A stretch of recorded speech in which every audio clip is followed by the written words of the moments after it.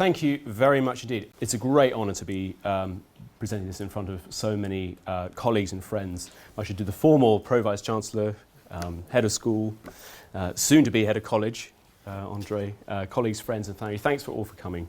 It is really a treat to be giving this lecture in front of so many erstwhile mentors and collaborators who have enabled me to become what I am, for better or worse. I started off in this profession, as many folks do today, actually, as we all know, on insecure fixed-term contracts. And those early career stages sometimes felt like an exhausting endurance test, really. I don't think I would have got through it without the help of my wife, who's here, and she being an academic too has made things probably harder, but actually, you know, we forged on nonetheless. We were both mutual insecurity there, but you know, and I think, you know, being from a working class background, you know, there was no financial cushion for the efforts to establish an academic career, and the sector itself could actually be alienating. I think there's a demographic issue around class. I think that our current diversity agendas have yet to really grapple with adequately. And that was well over a decade ago, and of course the precarity in higher education has only gotten worse. So this really is an occasion for me to acknowledge how crucial professional friendships and support networks and solidarities have been and continue to be. It's not melodramatic to say really that I wouldn't be standing here today without the collective support, generosity and kindness of so many people here over what were many and sometimes volatile years. And that last one, kindness, will indeed be a kind of lodestone for what follows in this evening's lecture. We're not living in politically kind times, of course, but what's interested me now for many years is how literature contemplates its own capacity to counter that very fact and answer back to these conditions, not by making us feel better, not by soothing or distracting us, but by making other affirmative structures of feeling imaginable, often against the odds. The short story writer Susan Barsby attempts something like this in her understated story, The Free Skater. It centres on an elderly man who ventures out in the middle of the night to an inner city rink. Everything else had faded away, we're told, as he moved with grace and poise around the ice at 3:30 a.m. At this hour, the city was silent, the city was asleep, and the outdoor rink was his alone. To venture onto the ice at all had from day one required a leap of faith. Learning to skate left him feeling exposed at first, not only to his own whispering doubts in his head, but also to the incredulous onlookers, the teenagers, young mothers, and other rink-side regulars who, staring at him, struggling through his first lesson, had wondered, what is he doing here? He once imagined them scoffing, "You're past it, old man." But he had persisted, learning the ropes, and eventually the same audience had accepted him. Now, before dawn, he goes a step further, fulfilling for himself that vision of freedom and peace he once sourced from a glimpse of people gliding across the frozen ice, a glimpse snatched on a fortuitous glance of leisure and liberty snatched on a diverted bus route home. Night skating like this is his release from the drudgery of the factory floor, along with the tinnitus and the traffic, those soundtracks to everyday routine from which, as he grew older, he wanted to escape. What once remained a secret, a nugget he could retreat to when all the noise got too much, now became a reality as he zoomed around the rink, faster and faster, unaware of anything apart from the sound of his skates cutting through the ice. He's uplifted in the absence of working life's constant roar. At less than 3 pages long, Barsby's spare, unassuming story revels in its own militant modesty. Yet his miniaturism belies her ambitious attempt to connect a one-off, idiosyncratic experience of this elderly man to a larger collective structure of feeling, namely uplift. As feelings go, Uplift couldn't be more apt for the 2018 volume in which the story appears, 24 Stories of Hope for the Survivors of the Grenfell Tower Fire, edited by actress, playwright and theatre director Kathy Burke. The collection is described as an anthology in aid of the PTSD-related needs of the Grenfell community, needs that are outlined in a foreword on the nature of trauma by Dean Burnett, a Cardiff-based neuroscientist, blogger and author most recently of The Happy Brain, 2018. As we know, the catastrophic fire on 14th of June 2017 in the 24-storey North Kensington Tower claimed 72 lives, leaving a further 74 hospitalised. Attention quickly turned in the aftermath not only to the Borough Council's failings in maintaining the fire safety standards, but also to the inadequacies of the government's response, provoking Theresa May to concede a week after the disaster that there was, quote, a failure of the state local and national, to help people when they needed it most. If the ensuing scandal of systemic neglect unfolded in the context of residents' immediate housing needs, then 24 Stories, published on the anniversary of the Grenfell tragedy, aligns itself with a longer-term psychological impact on those who lost friends and loved ones and whose dispossessions are mental as much as material. The writers brought together in this collection confront, quote, a system that clearly didn't care, as Burnett calls it. As their stories parry the fire's traumatic legacies, they do so in the knowledge that the inequality and deprivation this tragedy brought to the moral doorstep of government still endures. The uplift Barsby narrative cultivates, then, seems acutely conscious of its own fragility. It affords a thrifty quota of solace. But if anything, the story's humility may distract us from noticing how it coincides with a wider-reaching phenomenon in contemporary writing, one that I'll be tracing this evening in works of fiction and memoir from quite different contexts. The question I want to pose is whether the ameliorative impulse behind 24 Stories of Hope might be emblematic of something more widespread in literary culture. In other words, despite the conspicuously local nature of the book's collaborative act of redress, does it epitomise a broader modulation in form, in temperament, one that might have consequences for the way we think with literature as it tests out the language of hope? Now, I'm conscious here of making the sort of immodest claims about seismic transformations in contemporary writing that we critics sometimes love to make in our hunger for urgency. But my hunch is, nonetheless, that 24 Stories of Hope is by no means alone as a work that invites us to reassess how the effective grammar of literature operates as a counterweight to catastrophe. Now, reading for moments where everything fades away, where vulnerable individuals are temporarily alleviated from the travails of the day-to-day, might sound downright irresponsible. And to some, it might even seem unacceptable, as it surely would to devotees of a certain tradition of literary criticism that shares Herbert Marcuse's belief that in the glow of great and beautiful words, readers are able to overcome life's factual loneliness.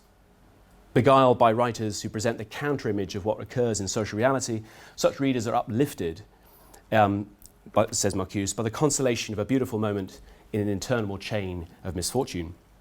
And because uplifting art thereby pacifies rebellious desire, so this argument goes, its audience, quote, tolerates the unfreedom of social existence. Unwittingly or indulgently, a reader of this kind allegedly seeks in aesthetic experience a refuge from agitation and the consequences of their inaction, incapable of seeing how ethically bankrupt such artistic consolations remain. It's surely not unreasonable to wonder who exactly this bovine reader is. And 24 Stories of Hope is a refreshing rejection of this rather condescending avatar of acquiescence, a rejection also shared by an emerging fictional mode that takes as its subject seemingly incidental, ordinary moments of amelioration in everyday life, namely uplit. Now, this is a brand apparently coined by publishers as a new book trend, according to Guardian commentator Danuta Keane, with, quote, kindness at its core.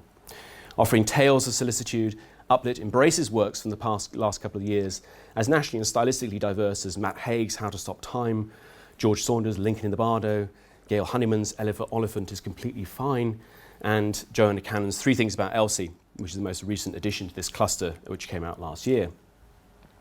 Cannon herself sums up the genre's efficacy as a panacea for cultural dejection and social division, asserting that, quote, if we all choose the words we speak with as much care as we choose the words we write, the world might be a much more bearable place in which to live. Though Cannon previously worked as an NHS psychiatrist, has become a linchpin for appraisals, as critics celebrate the sense in which Cannon's former career infuses her writing, throughout which there's an intrinsic understanding, as one critic puts it, of the quiet pain that accompanies loneliness. Accordingly, Hannah Beckerman praises Three Things About Elsie for the way Cannon, quote, treats her characters with immense care and compassion, inviting the reader not merely to be interested in them, but to show them concern and empathy. Dramatising respect and attentiveness toward elderly individuals, Cannon's fiction sets high standards for real-world behaviours. And however unostentatious her writing seems, her fiction carries Uplit's sizable objective, which is the simulation of micro acts of concern for the vulnerable and the lonely. But isn't this all rather sentimental, I hear you ask? Well, indeed, it is really. Isn't Uplit a rather earnest, unapologetic revival of sentimentalism itself? In a way, it is. And Uplit novels reboot the core mission of 18th and 19th century sentimental fiction, which is, in Jennifer Williamson's words, to undertake, quote, a form of cultural work by relying on emotional appeals to generate sympathy in readers. This process of making emotional appeals serves a key rhetorical function in sentimental literature, whereby the text generates compassion for its characters and subject matter in ways that promote emotional and moral education for the reader. Framed in such terms, Uplift can be seen transposing for contemporary readers reassuring lessons in compassion as a bulwark against an era of resurgent nationalism and state-sanctioned austerity. After all, in this country, enduring iniquities continue to ramify materially and psychically for the elderly, the disabled, and the precariously employed. At the same time, following a fundamentally xenophobic Brexit campaign, you wouldn't be mistaken for wondering whether cosmopolitan visions of sustainable multi-ethnic communities have now been split open on the amble of intolerance. In this climate, Uplift defines itself as a mechanism for moral and emotional opposition against what Sarah Ahmed calls a political discourse which has transformed and utilised negative feeling by giving that feeling an object or target, namely outsiders. Like the long-standing sentimental tradition that it extends, Uplift models alternative behaviours through its depiction of solicitude for people living precarious lives, a model through which the reader views her role in society and her potential for transforming that society. In doing so, Uplift sets itself the task of embracing a sentimental aesthetic which, in Emma Barker's phrase, is communicative, its fundamental aim being to dissolve the barriers between the work of art and the observing subject, between fiction and reality. It's currently too early to tell whether Uplift novelists will deflect the equally time-honoured charges against sentimentalism, given how pervasive the view is that sentimentality should be regarded as a serious defect. When indicted in these terms, sentimentality becomes nothing more than what Robin Solomon here calls kitsch, that is, a superficially gratifying payoff for the reader, one that substitutes cheap manipulation of feeling for careful calculation of form or judicious development of character. Now, I can imagine, novelists like Joanna Cannon offering the riposte that to write sentimental fiction is not necessarily to ask the readers to indulge a sentimentalising view of the world. Just as I'm sure nobody here is in the business of reprimanding students for developing effective attachments to what they read or taking comfort in texts that might well be consumed with sorrow. And indeed, this counterintuitive interaction of sadness and solace, which our students, in my experience, are really quite adept at navigating, makes me think that Uplift only offers one side of sentimentalism's contemporary story. To feel something uplifting in a work that is itself utterly traumatic usefully alters our parameters. But what does it mean to encounter emotional buoyancy in books that revolve around calamity rather than feel-good acts of care, whose vivid accounts of illness or grief also refuse to afford readers easy access to the gratifications of sympathetic connection? How do we read texts in which Uplift is less to do with hopeful plots of tenderness than with a paradoxically consoling effort of giving expression to seemingly indescribable devastation? And might this kind of consolation, which comes with witnessing the full force of a writer, delineating experiences that seem beyond words, be one way of rethinking the value of our sentimental connection to literary worlds of loss? These questions were raised, and by no means answered, by a book that I completed last year, Discrepant Solace, which is set outside for the wallet-friendly price of 40 quid. IOUs negotiable, I think tonight. Thanks to Jacqueline Norton, my brilliant editor at OUP, for producing the thing in record time, I think it was. In this thing, I examine a range of contemporary writers who stress test literature's potential for articulating bereavement, longing, and dread, feelings that often seem to resist description.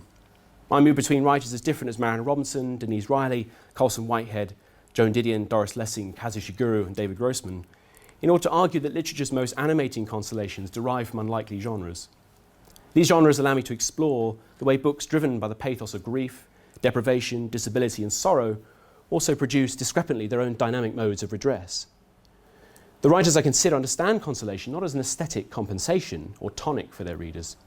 Instead, they define solace as an emotional dilemma rather than a resolution, reckoning with consolation as an ethically fraught outcome of their own elegant depictions of loss. To hijack a line from Tony Davies, one of my earliest inspirations when I was an undergrad here, consolation in all its multiple incarnations emerges in contemporary writing as a contested space, in Tony's phrase, the scene of an unfinished argument. Because solace has so readily been equated, though, with inactive or compliant forms of response, it tends to be regarded as that gift from literature that any ideologically vigilant and sufficiently suspicious reader should refuse, the epitome of a naivety that's easy to see through. But these objections to literary solace are themselves tacitly soothing. And in recent decades, writers offered counter-arguments that don't always fulfill our ready-made expectations about a phenomenon that seems both trusty and mercurial, or about the work literature performs when rendering Consolations complexities. Those counter-arguments became the subject of a project that challenged me to think harder than I've done before, I think, about what it is we want from literature and what we think literary criticism, in turn, is for. Throughout the book, I take seriously Marilyn Robinson's claim we've forgotten solace, forgotten, that is, how to distinguish it from soothing remedies. Robinson suggests that our multitude of professional healers and comforters are really meant to function like the doctor in a boxer's corner, intervening merely to slow bleeding and minimise swelling so that we will be able to last another round. Assuaging rather than confronting the true implications of damage. Neither they nor we, she says, want to think about the larger meaning of the situation. This, she says, is the opposite of solace. Now, novel form has remained, of course, for Robinson a choice medium for reimagining what consolation means and does, even against the saddest of familial backdrops. But this doesn't just happen in novels. Today, memoirs too are evoking that coexistence of agony and solace, whose larger meaning takes on even greater poignancy in the realm of autobiography. And nowhere does that kind of poignancy become more apparent than in Rebecca Longcrane's Skybound, a memoir of illness and fraught recovery that will occupy me for the next section of this lecture. Skybound is Longcrane's 2018 record for her attempt to navigate the aftermath of breast cancer through an impulsive desire how to learn gliders, how to fly gliders. In this book, Uplift remains transient, even as it remains dramatically central to the events Longcrane recounts. Literalised in her desire to reach for the skies, Uplift is also materialised in the book's language. As she yearns for the uplift of unpowered flight, Longcrane reproduces that yearning in her style, which generates its very own kind of solace through its energy and lyricism, even as it also reveals much about Uplift's impermanence. Indeed, if anything, Skybound suggests that such uplift always carries a foretaste of its own perishability. And throughout this illness memoir, moments of vulnerable relief announce and enact Uplift's evanescence. If this is a book about rehabilitation, it is also a testament to the sheer precarity of that sense of self, which through her writing Longcrane reconstructs, but whose wounds she never presumes to heal. Longcrane herself was no stranger to this rehabilitative promise of writing. As an educator, she ran sessions on creative writing well-being for Arts Alive Wales, an educational arts charity operating across Mid and South Welsh communities. As her mother, Tricia, observes in a moving postscript to Skybound, where Rebecca was working with schoolgirls who struggled with dyslexia, funding has been found to continue the creative writing workshops. A teacher attuned to literature's role in emotional flourishing, Longcrane had to become instead the student of her own feelings when debilitating treatment threatened the practice she loved. Quote, I thought it had died during my illness, but glider training revived the compulsion. Suddenly, language cracks open again, and when I land, I'm itching to write, but I can still feel the lift. Flying and writing have become entwined. Gliding becomes a kind of writing to the sky, she says, a surfacing of heart and head, a learning again. It's as though the sky has moved through her onto the page, where it motivates an exhilarating record of sensations, physical and psychological, across notebooks that subsequently became the origins of this book. And this is one of the many photos that Rebecca Longcrane took aboard the glider. This was over the Brecon Beacons, where she started her training. Tragically, this is a book that memorialises the anatomy of uplift it so vigorously provides. For the cancer from which Longcrane was seeking aerial consolation would return all too soon, and she died, aged 42, in September 2016, an outcome whose pathos, as we'll later see, returns acutely to Skybound's readers on the closing page. This memoir thus compels us to read with a steering double vision. On the one hand, Longcrane's chronicle of both learning to fly and beginning to write again becomes utterly immersive for the reader. On the other hand, we also know that this is an elegy in waiting, one that mourns a writer for whom the very construction of the book offered some way to navigate the chaos of illness. As a result, Skybound's engagement with Uplift as expression, as experience, is offset inevitably against our encounter with it as a posthumous work. Partially finished when Longcrane died, the typescript was brought to fruition by her mother Tricia in collaboration with the Picador editor Sophie Jonathan. But as Tricia herself insists, that knowledge, quote, doesn't change what Skybound is, a story about coming close to death and learning to live and be joyful again. And I construe this as an invitation to do justice to the arguments this memoir achieves, as separable from the devastating loss to which we know it inexorably leads. Arguments about what it means to express otherwise incommunicable effects of trauma. In this way, Skybound proves how urgently narratives of illness in Anne Jurasik's account invite reflection on the purpose and future of literature, the arts, and literary criticism. As Jurasik points out, the Academy has long rewarded readings that dismantle literature's illusions. But with regard to literary and amateur illness memoirs, it's also evident that critics need other options, interpretive approaches that enable them to assemble meaning in the face of life's fragility. By following the brutally consoling journey on which Loncraine leads us, she flies into the turbulence of her own vulnerability. We have an opportunity to see what those other approaches might look like. We might also see, as I hope to show, how an undeniably devastating book can indeed become adamantly life-affirming. Loncraine's first experience of unpowered soaring left her burning with a sense of uplift, a feeling that features in spectacular and often unnerving episodes of flight throughout the book. Skybound traces her dawning realization that, quote, flying might become part of my recovery, a way for me to escape the grief of my illness and treatment. It also openly debates what it takes to find a language, a context through which suffering can speak. Utilising that language, Skybound is no soother. It conducts instead a kind of self-inquest, delving into the reasons why Loncraine, quote, continued to look upward to the sky and birds for solace, while making use of free flying to build my resilience, to cope with what I had to face back on Earth. While doing so, Skybound compels her to reassess the usual equation of escapism with sentimental self-delusion. Loncraine is the first to admit that her friends see her sudden obsession with flying as just that, as a mere distraction from the pain of my illness and separation. Yet the truth, she insists, is otherwise. Learning to fly is a means of getting more intimate with this pain. Although soaring at altitude might look from the ground like a form of escape, she says, for her it's become a way of piercing the surface of my pain and going underneath it, into it. Uplift is about self-excavation more than anything, because feelings of flying, she says, lead her inward with a force that she's been resisting. Uncoupled from mere distraction, Uplift coincides with the feeling of being overpowered, overwhelmed by the rapture of flying, as Loncraine is carried aloft in its claws. Addressing Uplift as a close cousin of ripping awe, her sentimental journey skyward is compared to the feeling of being carried away whenever she spotted buzzards from a cockpit. An experience of, quote, upwelling that is a splitting open, a tearing, she says, rather than an ecstatic salve. Midway through the book, Loncraine leaves Wales for the Southern Alps in New Zealand so she can carry on her training through the winter months. Her time in this ferocious landscape turns out to be transformative, not just for her gliding apprenticeship, but also for her writing.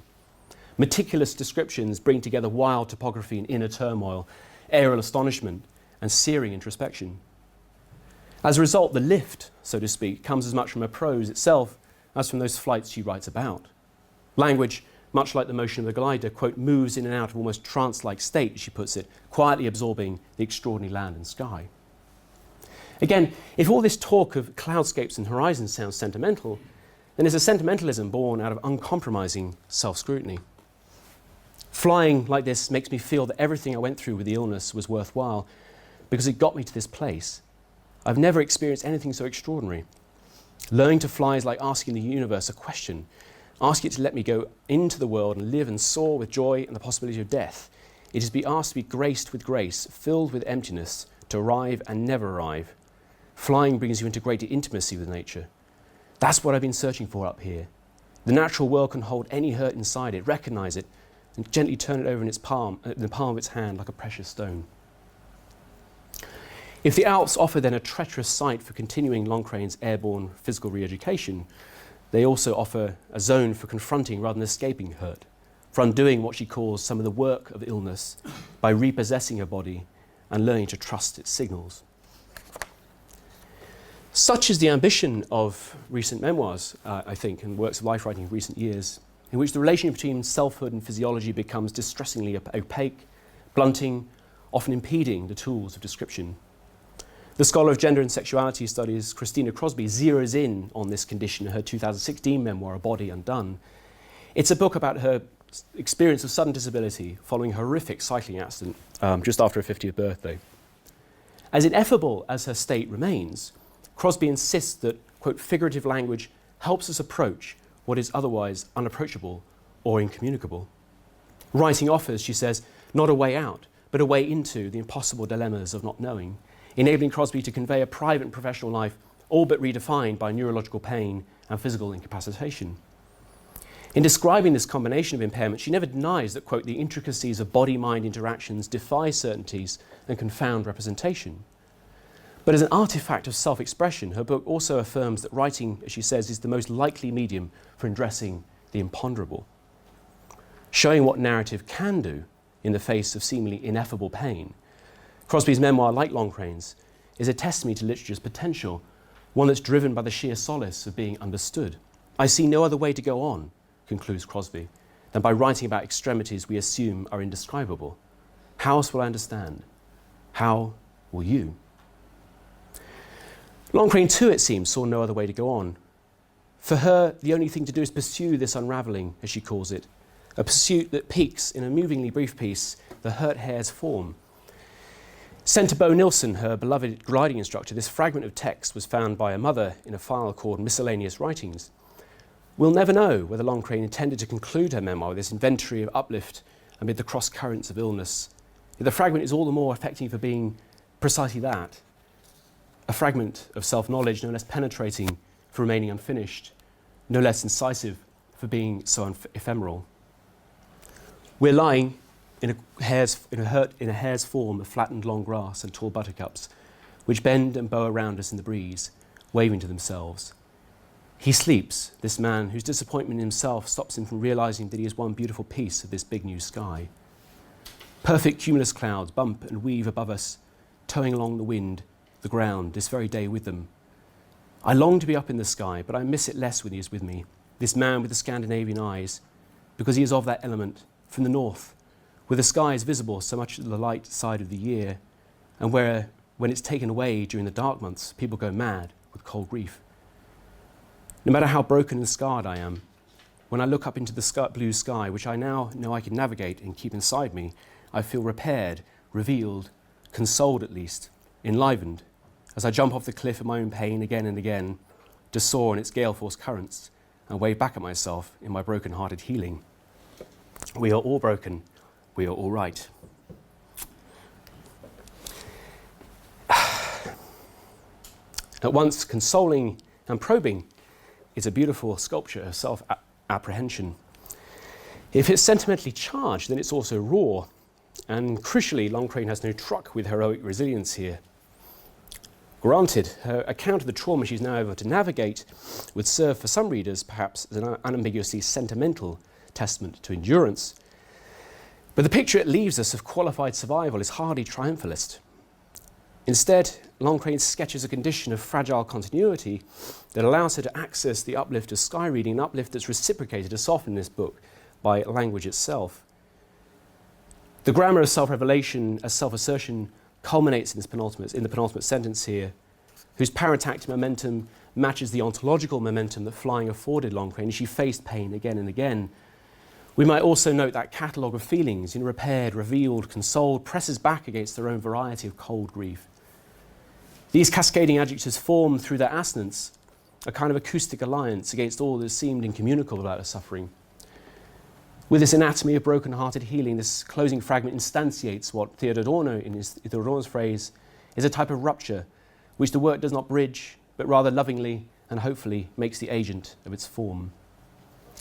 Inescapably sorrowful though this postscript is, style nonetheless supplies its own gale-force uplift to match the soaring the memoir has recorded.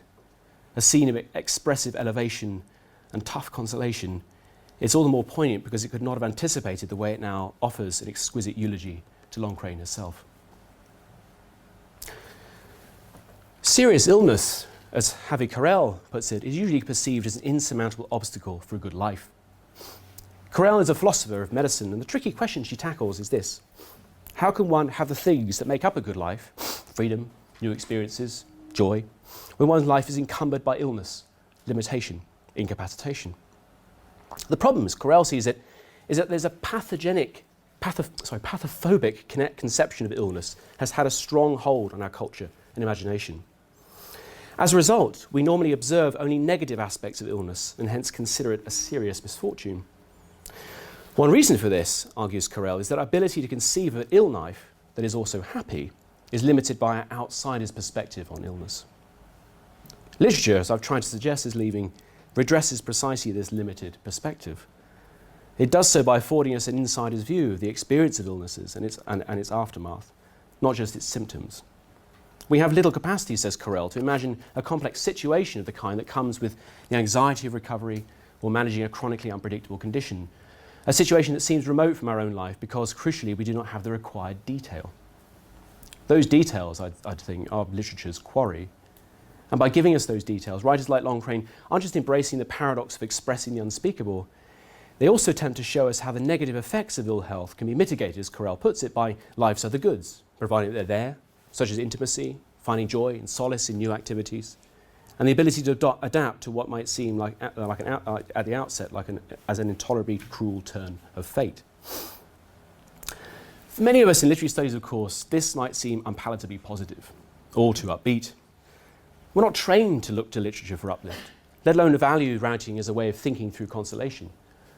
But why? With their enchantment with disenchantment, haven't critics been cutting themselves off from the one really important reason why literature matters, both to readers beyond the academy and to students within it? By prosecuting literature's insufficiency rather than listening in to its potentiality when it comes to representing suffering, haven't the connoisseurs of critical suspicion been denying themselves the opportunity to learn from the insider's view of illness and bereavement that writers increasingly provide? For one of the things we learn from a book like Skybound is that uplift and anguish cohabit in important ways which we need to understand if we're to recognise the fact that illness, as Carrel points out, has the same changeability and varied inflections as the putative transparency of health. Which is not to say that literature renders more manageable the process of bearing witness to the derailing consequences of illness. So much of this talk has been about what writers can describe in confronting pain that seems to evade language. But I myself make no pretenses to felicity when it comes to describing the experience of cancer's agonies, a disease that cut short my father's life 10 years ago, of which my sister-in-law, who's here tonight, has recently battled to recover. But such things, are indeed inconsolable, and their emotional legacies make a mockery of acceptance. But perhaps that's why literature at such times can seem all the more tangibly affirmative in a way, as it makes those experiences legible, somehow comprehensible, without necessarily making them more bearable, and without yielding the siren call enticements of resolution or reconciliation. To be sure, we know that consolation, in whatever form, isn't always condoned by the bereaved or the harrowed, for whom remedial stories might feel intolerable. It's not difficult to imagine situations where the impulse to lift someone's mood would seem inappropriate and disrespectful, even insolent or obscene. And we can imagine, in turn, how a book's impulse to console, to overcome the emotional wounds it describes, only diminishes the real costs of the turmoil it plots. In critical discourse, this sort of aesthetic treachery is well documented and easily indicted. But in creative practice, is the work of solace really that uncomplicated or ethically unsound? Sonali Durrani doesn't think so. In late December 2004, she was visiting Yala National Park in Sri Lanka with her husband Steve and two sons, accompanied by her parents for Colombo. At dawn on December the 26th, Durrani first glimpsed a foamy wave rising higher than usual along the shore next to the hotel. Although one never saw water on that stretch of sand, she thought nothing of it. Moments later, as more white froth appeared, not receding or dissolving, suddenly charging and churning, she fled with Steve and the boys with such terror they didn't even stop to alert her parents. The ensuing attempt to escape in the tsunami in a friend's jeep lasted only minutes as the waves swamped and overturned them.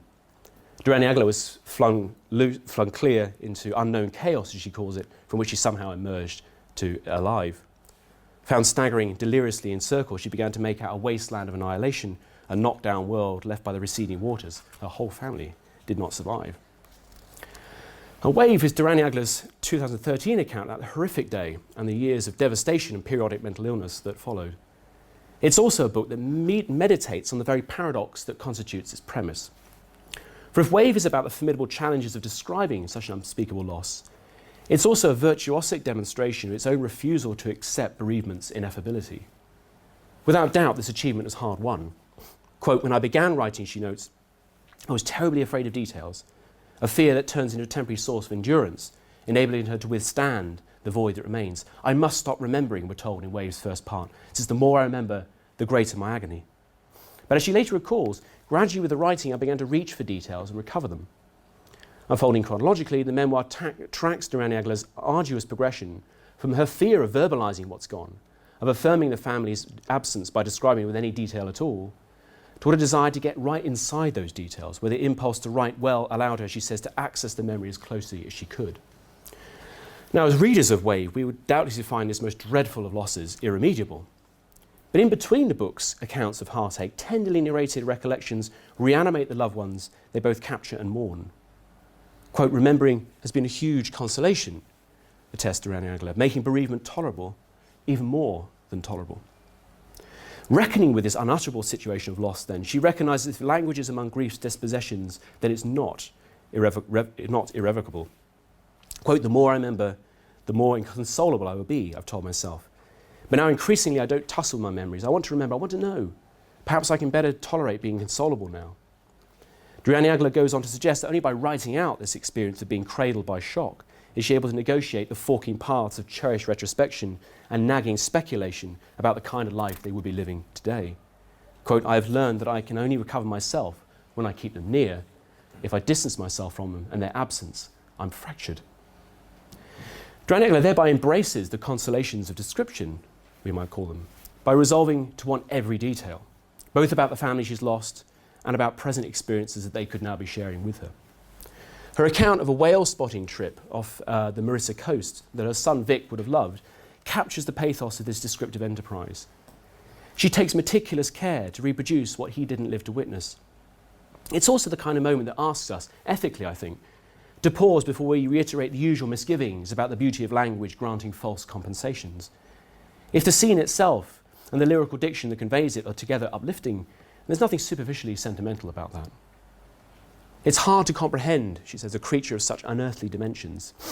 The two whales rotate around our boat. They move with effortless grace, seeming to have some powerful purpose. The sight of them is staggering, the sensation sacred. I'm happy to be here, thankful even. I want to take in all this blue whale magic, maybe more so because Vic can't. I search the ocean as he would. There is a stir in the water. A foamy mass heralds the head that rises to the surface, its shape an ancient arch. The whale breathes, and a flare of water fizzes in the air. I want to see more now. I want the head to lift higher, that huge pleated jaw, or better still, maybe this whale will breach. But I'm left wanting.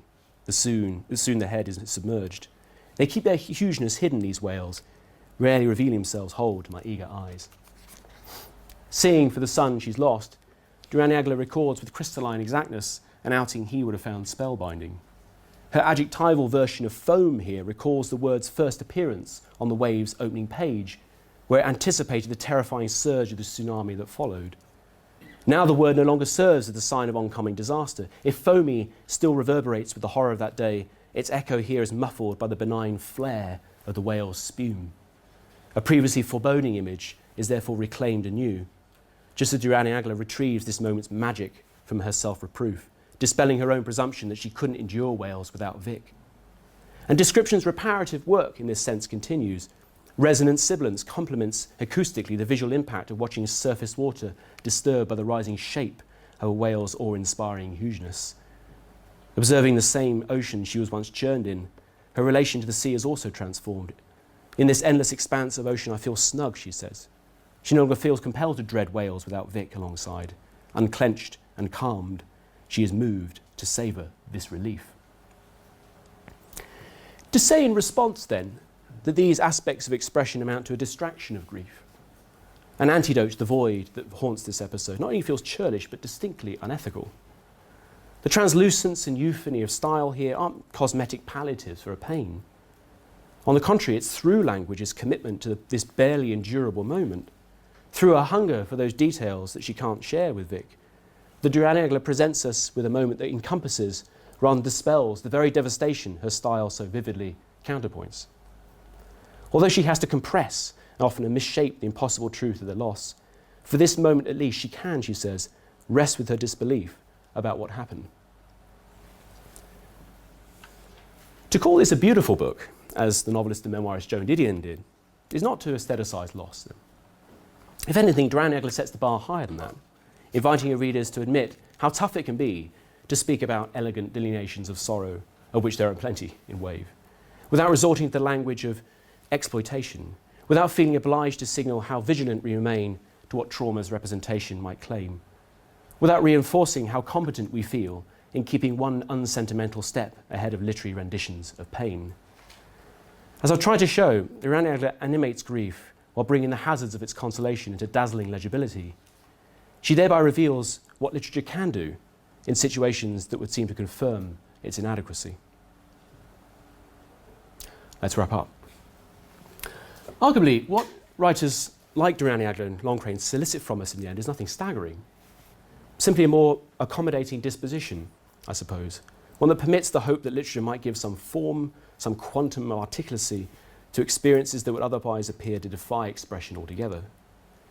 It's a hope that both Wave and Skybound foster in their arresting moments of wounded sentimentalism, where merely intensifying the reader's sympathy no longer feels like the supreme goal, and where the solace of describing loss makes no attempt to hide its precariousness or conceal its risks.